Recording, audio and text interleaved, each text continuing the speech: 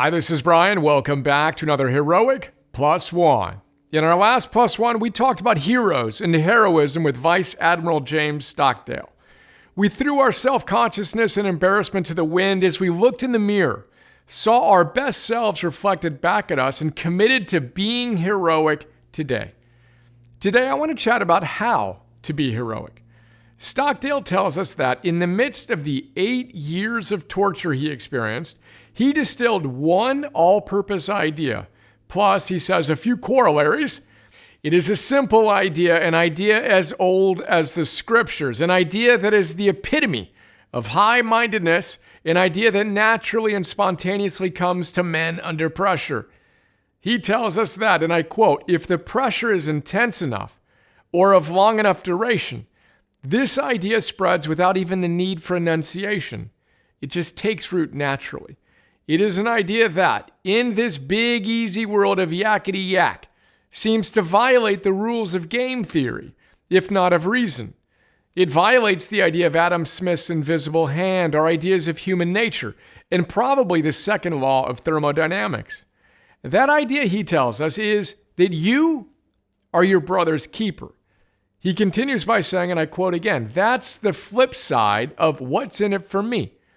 If you recognize the first as an expression of virtue and the second as an expression of vice, let Bacon's distinction add relevance to my concentration on adversity on this graduation day of joy. Adversity doth best induce virtue, while luxury doth best induce vice," end quote.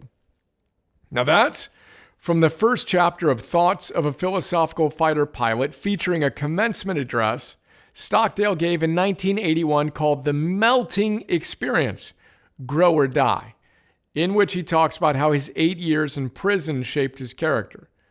The one all-purpose idea: you are your brother's keeper, period. The question is not what's in it for me. The question is, how can I help?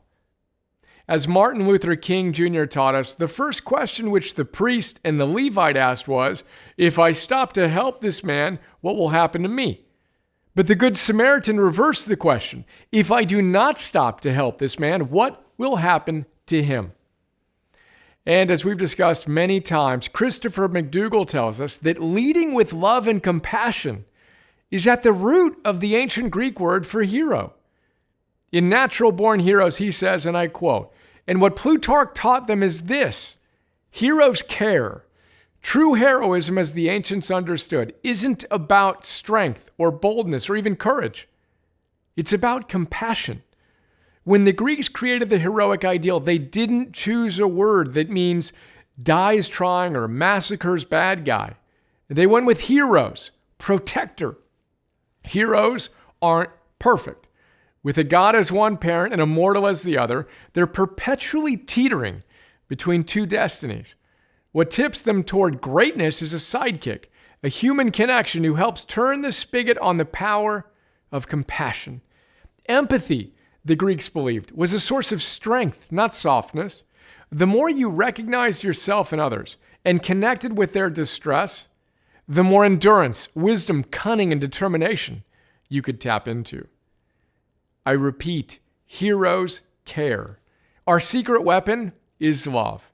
It's love that gives us the self-mastery to do the hard work, to have the strength for two, such that we can meet the challenges we face individually and as a society. And that's today's plus one. What little or big thing can you do today to show up with more wisdom and self-mastery and courage and love and gratitude and hope and curiosity and zest? Today's the day to move from theory to practice to mastery. Today's the day to be your brothers and sisters' keeper. Day one, all in, let's go hero.